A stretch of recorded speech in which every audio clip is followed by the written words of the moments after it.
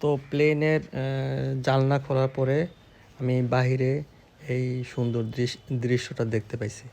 তো দেখলাম যে নিচে প্রচুর মেঘ ছিল। তো পুরো আকাশটা যেন মেঘে ঢেকে ফেলাইছে এমন একটা অবস্থা। তো এর সাথে সাথে আর একটা জিনিস আমি দেখে একটু ভয়ও পাইছি, অবশ্য ভালো লাগছে যে যখন প্লেনটা সামনে যাইতেছিল তখন এর যে ইঞ্জিন থেকে অনেক খুব জোরে ধোঁয়া বেরিয়েছিল, ঠিক আছে। তো এটা নর্মাল, আমি ভাবছি এটা মনে হয় কোনো অ্যাবনর্মালিটিস বা কিছু, বাট এটা নর্মালি ছিল এবং এইভাবেই সবসময় বের হয়।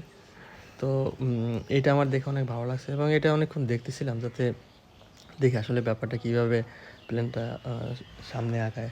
তো এটা প্লেনটা অনেক অনেক উপরে ছিল, প্রায় 38,000 ফুট। তো আমি যখন দরজা খুলতেছিলাম তখন অনেকে এটা নিয়ে চিল্লাইতেছিল যে কেন দরজা খুলছি, তাহলে তারা ঘুমাইতে পারে না, বাইরে থেকে লাইট চলে আসে। তো এরপরে এখন আমি তো চিন্তা করলাম যেহেতু জানলা খোলা যাইতেছে না, তাইলে এর মানে যে প্লেনের যে ক্যামেরাগুলো আছে, ঠিক আছে, ক্যামেরা থেকে ভিউগুলো দেখা যায় বাইরে। তো এইটা হচ্ছে ফ্রন্ট ক্যামেরা।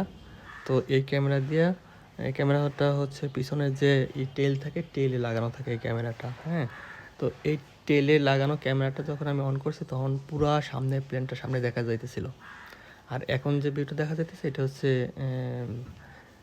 নিচের ক্যামেরা। তো এই ক্যামেরা, তো যেহেতু প্লেনটা যাইতেছিল মেঘের উপর দিয়ে, তো নিচে মেঘগুলো সব দেখা যাইতেছিল।